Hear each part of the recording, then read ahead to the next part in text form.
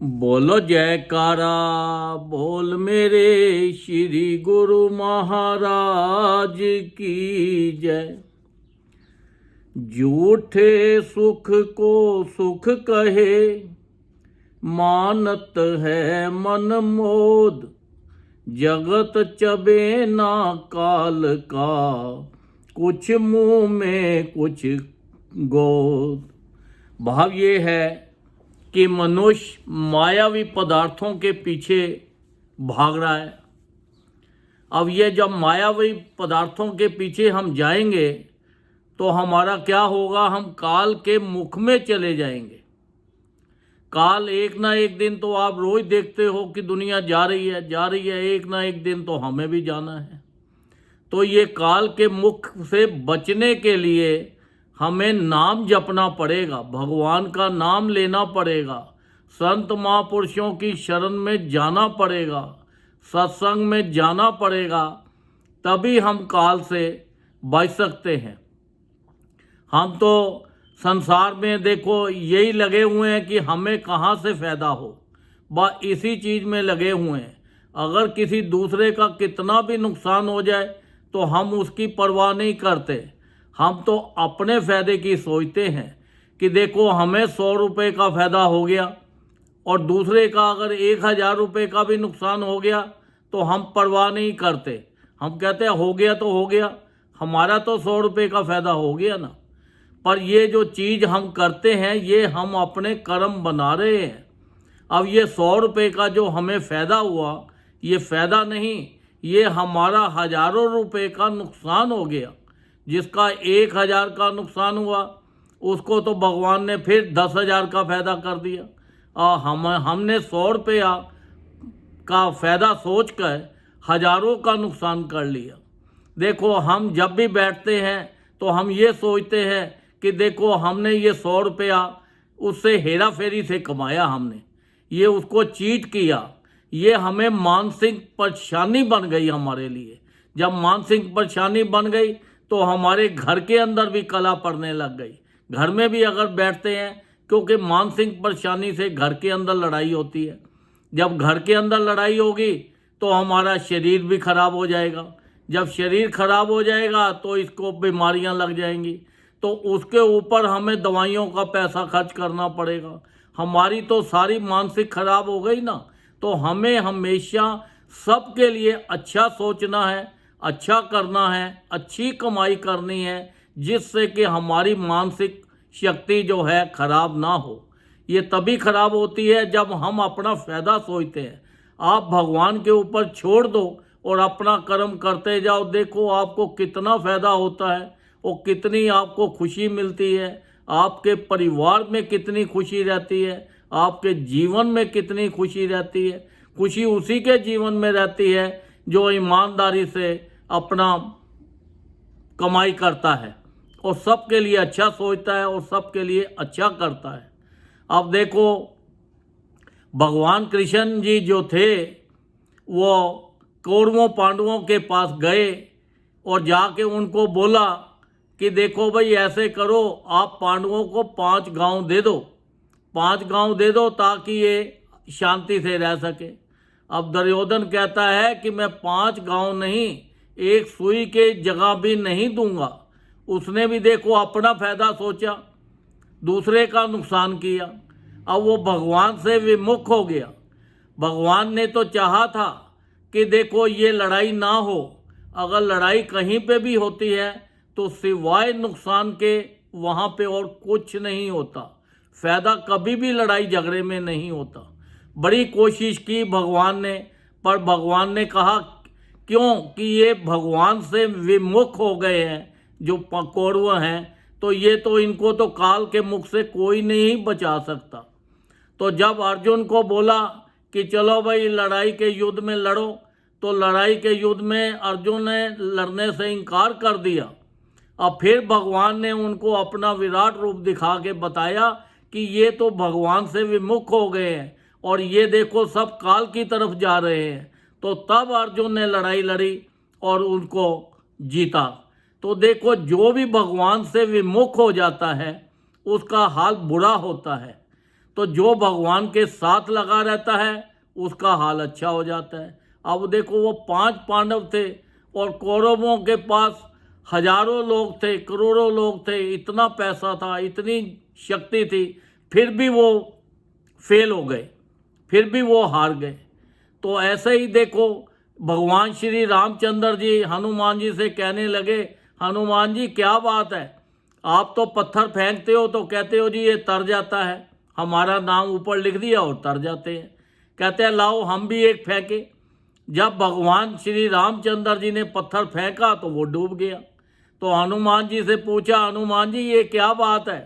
तब भगवान ने, हनुमान जी ने बड़े हंस के बताया कि भगवान जी श्री राम जी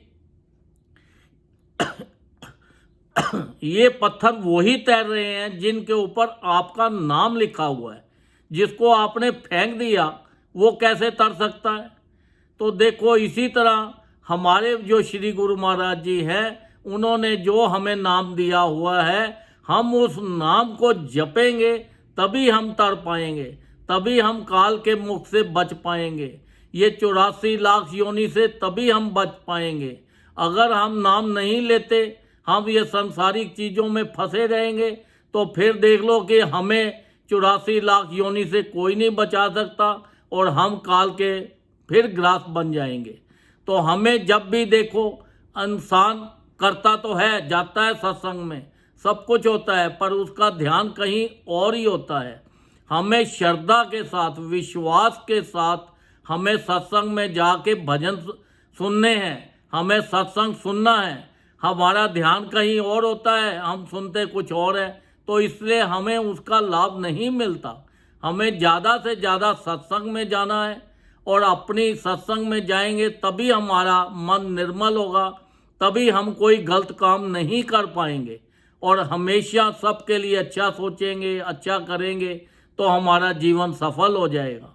अब श्री गुरु महाराज जी ने देखो, उन्होंने बोला कलयुग के अंदर प्राणी का ध्यान इधर इधर ही रहेगा, मन भटकता रहेगा।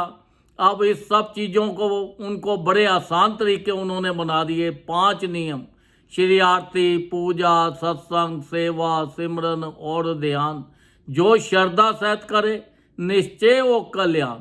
जो इन 5 नियमों को निभा लेगा, वो श्री गुरु महाराज जी ने बोला कि हम उनके साथ हैं, हम उसका रक्षा करेंगे।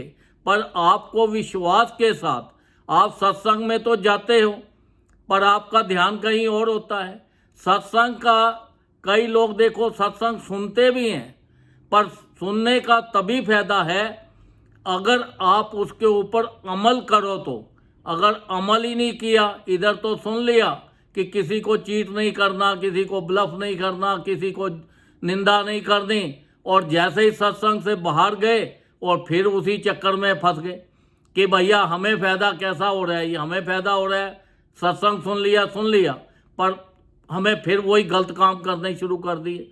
अगर हम ये कामों से बचेंगे और भगवान का भजन करेंगे, हर वक्त उस परमात्मा को याद रखेंगे कि जितना भी वो जो दे रहा है हमें, उसी के अंदर हमें सब्र करना है, उसी को खुशी माननी है, फिर देखो आपके घर में कितनी बरकत होती है, कितनी खुशियाँ होती हैं। हर तरह आपको जहाँ पे भी जाओगे आपको कितनी रिस्पेक्ट मिलेगी।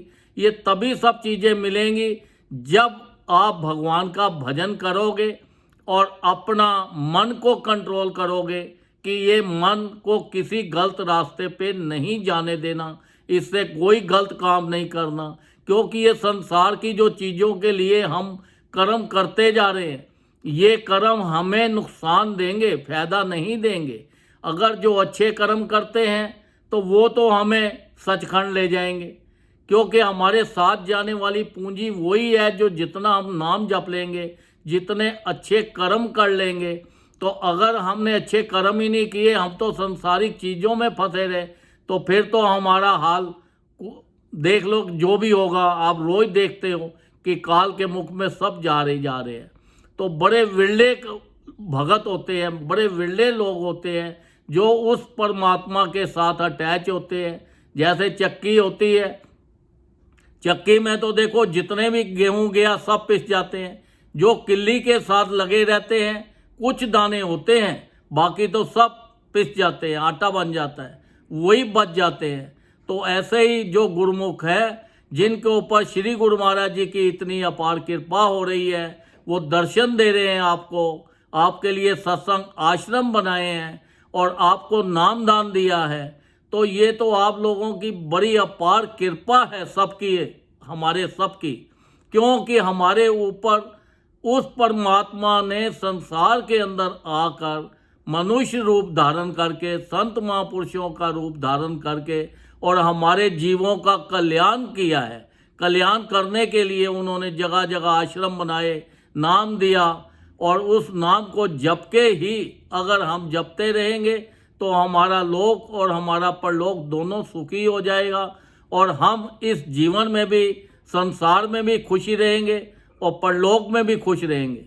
अगर हम गलत चक्रों में पड़े रहे, संसारिक चीज़ों के पीछे घूमते रहे, तो फिर हमारा हाल, हम यहाँ पे भी परेशान, और जब भगवान के घर जाएंगे तो वहाँ पे भी बड़ी शर्मिंदगी होगी।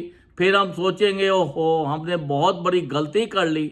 तो वो गलती को अभी से हमें सबको सुधार लेना चाहिए। और हमें पता है कि संसार में देखो हर रोज़ हम देखते हैं लोग जा रहे हैं, तो इनसे बचने के लिए हमें ज़्यादा से ज़्यादा भजन करना है, जो उनके नियम बनाए हैं उन नियमों का पालन करना है, उनके हुक्म में चलना है, उनकी हर जो भी उनका हुक्म है वो हुक्म को मानना है, और अपना संसार के अंदर ज़्यादा से ज़्यादा उठते बैठते चलते फिरते हर वक्त भजन ही भजन करते रहो और संसारी काम करते रहो, ताकि आपका लोक और परलोक दोनों सुखी हो जाए। बोलो जयकारा, बोल मेरे श्री गुरु महाराज की जय।